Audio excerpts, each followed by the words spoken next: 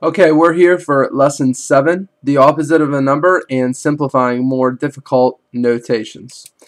We're going to begin with the thought of the opposite of a number, and this is going to help us simplify things like the opposite of -3 or the opposite of -2, and even more complicated, the opposite of the opposite of the opposite of -6. Okay, the easiest way to show this is with a number line. Let's say we put a 5 down here. The opposite of 5 on the other side of 0, if I put 0 in the hash mark here, the opposite down here would be -5.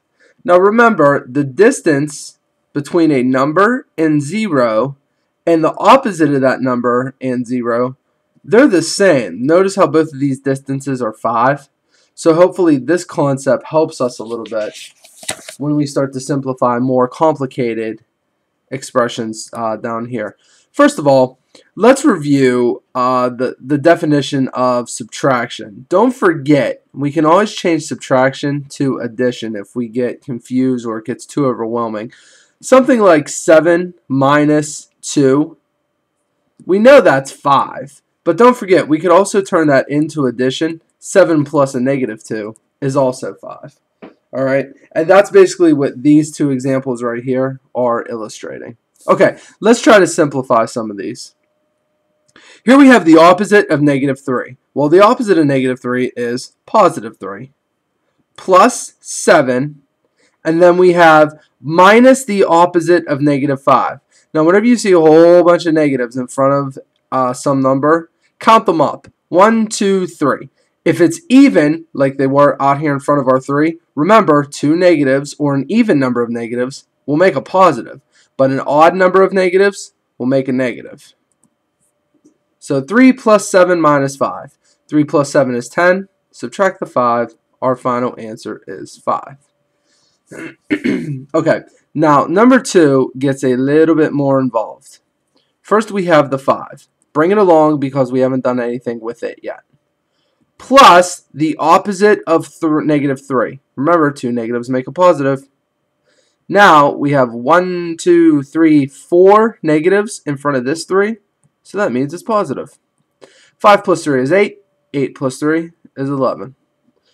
Just like we did up here where we changed addition to subtraction, that's basically what we're doing here. Only we have a whole bunch of negatives, we're turning those into a positive. Okay? Let's try another one.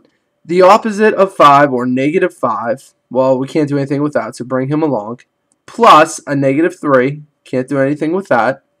Now we have 2 negatives in front of this 2, so that means plus 2.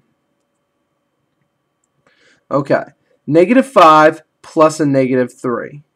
This becomes a -8. Remember from our algebraic adding rules, when the signs are the same, add them, then tack on the sign that matches the original sign on the numbers. So -5 plus -3 is -8, and then to that we're going to add 2.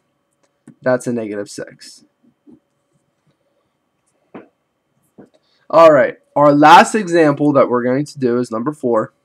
We have the opposite of -7 plus 15 minus the opposite of -4 plus 2. Alright, the opposite of -7, +7.